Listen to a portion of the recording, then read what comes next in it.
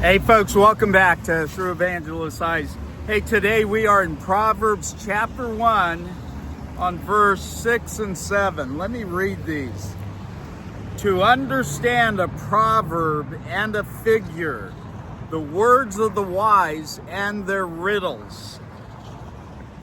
Let me stop there a second. What a riddle life is. You as an unbeliever, you have no regard, no desire for the things of God. And then God does something. He brings the blind eyes, he opens them. He brings the ears that couldn't hear his word, he opens them. He brings the dead body up.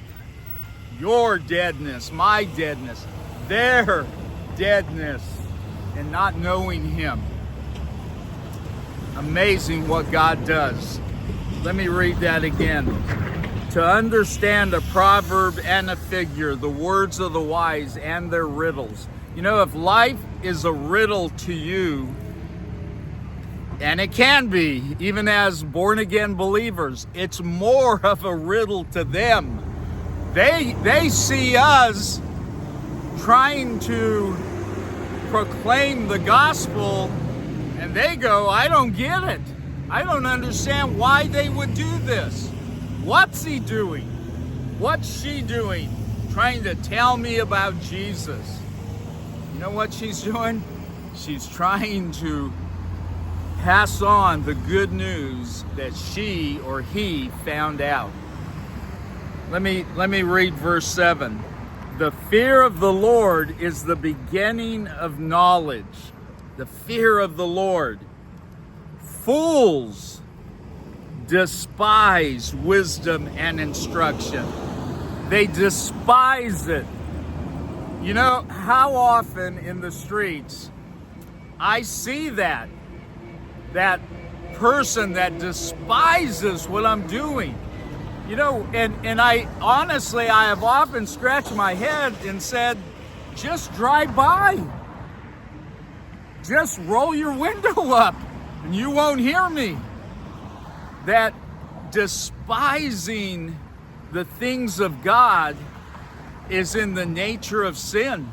That's what's happened. That's why man says, no thank you. No thank you. I don't want what God wants. And he turns his back on it. They despise, let me read it again. This is chapter 1, verse 7. The fear of the Lord is the beginning of wisdom. That's where you start. And then the verse says, fools despise wisdom and instruction. Hey, the greatest wisdom we could pass on to an unbeliever is run to Jesus. Run to God. Go to the very one you have been despising and rejecting, and who is there. The heavens declare his glory. That was our title, though. Do you remember? Fool is what they could have tattooed on my head. Fool, because I had no interest in God, no interest in the things of God. But God didn't let that stop him. And he doesn't want that it won't let that stop him in the lives of many out here.